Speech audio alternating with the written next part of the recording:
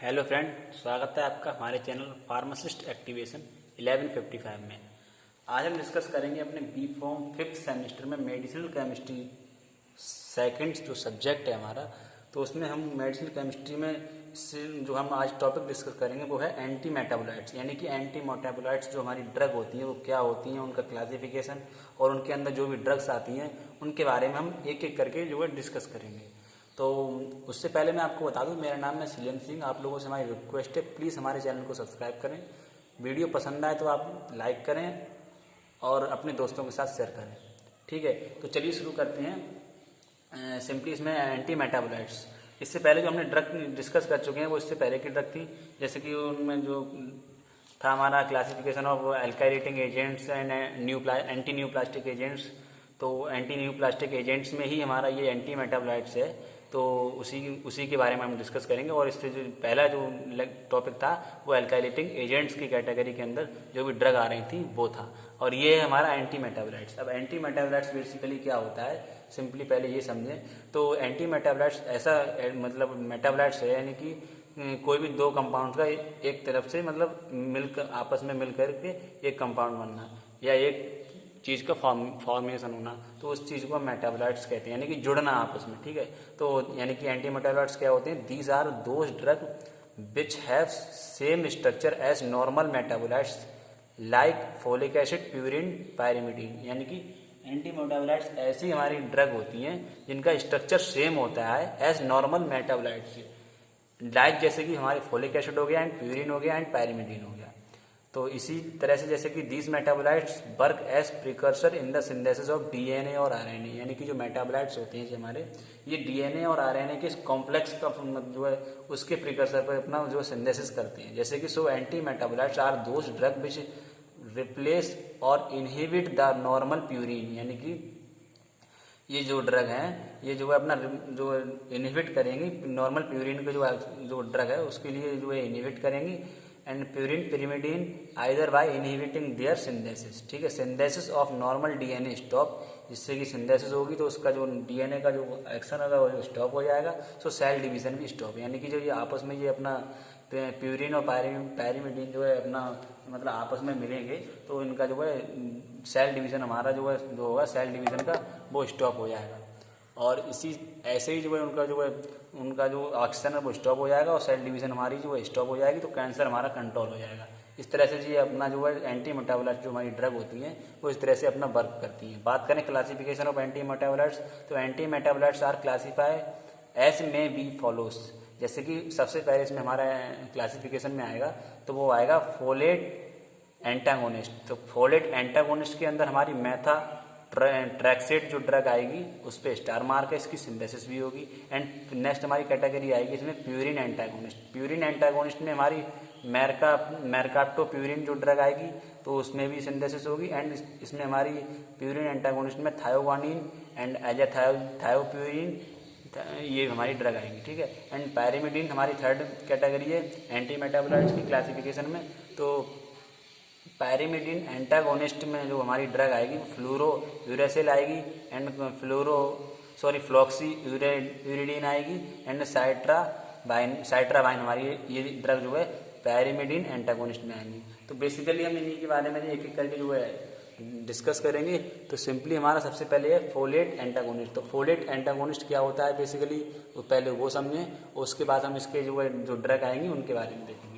तो folate antagonist है ये, these drug are the antagonist of folic acid, यानी कि जो एंटागोनिस्ट है ये फोलिक एसिड के एंटा मतलब अपोजिट जो अपना वर्क करेगा। And have similar structure like folic acid, इसका जो स्ट्रक्चर लाइक मतलब फोलिक एसिड की ही तरह जैसे होता है। जैसे folic acid is necessary for synthesis of purine and thymidine and amino acids. ठीक है, एंड इसका एग्जांपल जैसे कि मेथा ट्रैक्सेट। तो मेथा ट्रैक्सेट में हमारी जो ड्रग है वो स्टार मार्क लगा हुआ है, यानी कि इसकी सिंथेसिस भी होगी। तो इसकी सिंथेसिस हम बाद में देखेंगे, पहले हम सिंपली इनका मैकेनिज्म ऑफ एक्शन और यूजेज देखते हैं। तो मेथा ट्रैक्सेट जो हमारी ड्रग है it is a anti neoplastic agents है एंड विच इनहिबिट, जो कि इनहिबिट करती है फॉर्मेशन ऑफ टेट्राहाइड्रोफोलेट को दैट रिक्वायर्ड, जिसके लिए फॉर प्यूरिन एंड सिंथेसिस की रिक्वायर्ड होती है। तो इसका स्ट्रक्चर बेसिकली इस तरह से होता है। इसमें जो हमारी 2 रिंग होती हैं बनी हुई जो बेंजीन की, एंड जो है इसमें यहाँ पर नाइट्रोजन ग्रुप, यहाँ पर नाइट्रोजन ग्रुप, और ये हमारे अमोनिया, और इस तरह से हमारी अटैच होती है। एंड ये हमारी फिर फिनाइल रिंग होती है, तो इसमें हमारा C double bond ONH, and फिर CH single bond COOH single bond इधर के लिए, फिर CH2, फिर सिंगल बॉन्ड CH2, फिर सिंगल बॉन्ड COOH। इस तरह से हमारा ये बेसिकली बहुत ही थोड़ा स्ट्रक्चर हार्ड हो जाता है, तो इसके लिए आप देख लेना। और इसके मैकेनिज्म ऑफ एक्शन की बात करें तो इसका mechanism of action methotrexate work by formation of tetrahydrofolate की तरह वर्क करता है, बाय इनहिबिटिंग, जो कि इनहिबिट करता है डाईहाइड्रोफोलेट रिडक्टेस एंजाइम के लिए जो है इनहिबिट करता है, जिससे कि जो है जो हमारी सेल होती है ना कैंसर वाली, वो उनका जो फॉर्मेशन थोड़ा स्टॉप हो जाता है, जिससे कि वो कैंसर हमारा कंट्रोल हो जाता है। यूजेस के बारे में बात करें तो it is use to treat cancer of women uterus, यानी कि वुमेन जो हमारी उनके जो यूट्रस में जो कैंसर होता है उसके लिए जो अपना वहाँ पर इसका यूज़ करते हैं, जिसकी choriocarcinoma and leukaemia. Also treat for psoriasis में हम इसका यूज़ करते हैं, and also act as immunosuppressant and treat rheumatoid arthritis में हम इसका यूज़ करते हैं, and also treat breast cancer जो हमारा होता है, जो कि महिलाओं में ही होता है ब्रेस्ट कैंसर, लंग एंड महिलाओं और पुरुष में दोनों में भी हो सकता है फिलहाल, एंड आल्सो इसके लिए हम जो है treat cancer lung and neck cancer में भी हम इसका यूज़ करते हैं। नेक्स्ट कैटेगरी की हम इसमें बात करें तो वो हमारी है प्यूरिन एंटागोनिस्ट, यानी कि प्यूरिन एंटागोनिस्ट। अब एक अलग कैटेगरी आ रही है इसकी। तो प्यूरिन एंटागोनिस्ट के बारे में बात करें तो these are those drug which similar structure like purine, इसका जो स्ट्रक्चर है वो सिमिलर प्यूरिन की तरह, प्यूरिन का जैसे होता है, like purine, and they inhibit, जो कि ये इनहिबिट करता है सिंथेसिस ऑफ प्यूरिन को एंड मेटाबोलाइट्स को, ठीक है। That is required for synthesis of DNA, इसकी जो सिंथेसिस के लिए जो है डीएनए और आरएनए की, डीएनए की रिक्वायर होती है। तो बेसिकली कैंसर में हमारी उन 2 सेल का मतलब जो है मैकेनिज्म होता ही है, जैसे कि आरएनए और डीएनए का, आरएनए डीएनए का रेप्लिकेशन होगा तभी हमारी जो है कैंसर की सेल है वो जो है ग्रो करेगी, और जो है कैंसर का किसी एक का फॉर्मेशन रुकेगा डीएनए आरएनए में से, तो हमारी कैंसर जो हमारी डिजीज है वो कंट्रोल होगी। तो इसमें जो हमारी प्यूरिन एंटागोनिस्ट में सबसे पहली ड्रग आएगी वो है हमारी मेरकाप्टो प्यूरिन जो ड्रग है। तो मेरकाप्टो प्यूरिन जो ड्रग है हमारी वो है प्यूरिन एंटागोनिस्ट के अंदर। तो ये क्या होती है basically, it is a purine antagonist, यानी कि ड्रग है ये प्यूरिन एंटागोनिस्ट है,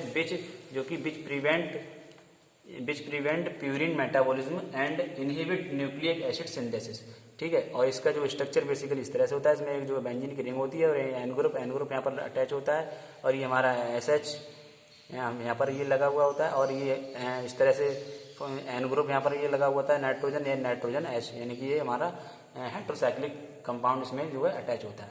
तो मैकेनिज्म ऑफ एक्शन के बारे में बात करें मेरकाप्टो प्यूरिन की, तो इसका जो मैकेनिज्म ऑफ एक्शन ये मेरकाप्टो प्यूरिन है, ये इनहिबिट करता है डिनोवो प्यूरिन को सिंथेसिस को। First of all it convert into thioinosinic acid by HGPRT enzyme, जो HGPRT एंजाइम होता है उसके लिए जो है कन्वर्ट करता है थायोनाइसिनिक एसिड को, ठीक है। और किसके द्वारा, इस एंजाइम के द्वारा इसके लिए जो है ये कन्वर्ट करता है, HGPRT एंजाइम के द्वारा ये थायोनाइसिनिक एसिड है उसके लिए कन्वर्ट करता है। इसका HGPRT का नाम जो पूरा नाम देखें फुल फॉर्म इसकी, तो हाइपो एक्सैंथाइन ग्वानिन फास्फोरिलेब्यूसिल ग्वानिन फास्फोरिब्यूसिल ट्रांसफीरेस इसका जो है पूरा नाम होता है। तो थायोनाइसिनिक एसिड जो है वो inhibit the conversion of inosinic acid and xanthylic acid and adenylic acid, ठीक है। तो इस तरह से जो इसका प्यूरिन जो सिंथेसिस है वो स्टॉप होती है, and DNA synthesis stop and cell division inhibit. जैसे कि इस मैकेनिज्म ऑफ एक्शन से होता क्या है, प्यूरिन की सिंथेसिस है वो भी स्टॉप हो जाएगी, एंड डीएनए की सिंथेसिस है वो भी स्टॉप हो जाएगी, एंड जो हमारी सेल होगी उसकी सेल डिवीजन है उसका जो है वो इनहिबिट हो जाएगा, उसकी ग्रोथ रुक जाएगी और हमारा कैंसर कंट्रोल हो जाएगा। यूसेज के बारे में बात करें तो इसका हम जो है यूज करते हैं basically, it is use in primarily to treat acute leukaemia में जो हमारा कैंसर होता है वहाँ पर हम इसका यूज करते हैं, and it is also an immune suppressive property and it is use to treat auto immune diseases, यानी कि किसी को ऑटो इम्यून डिसीज होती है तो वहां पर हम इसका जो है यूज करती है, किसका, मेरकाप्टोप्यूरिन का। ठीक है, तो बेसिकली ये लेक्चर हम यहीं पर समाप्त करते हैं। इससे आगे के लेक्चर में हम इसकी कंटिन्यू करेंगे जो आगे की ड्रग। तो क्योंकि वीडियो लेंथी हो रही है, तब तक के लिए थैंक यू, गुड बाय।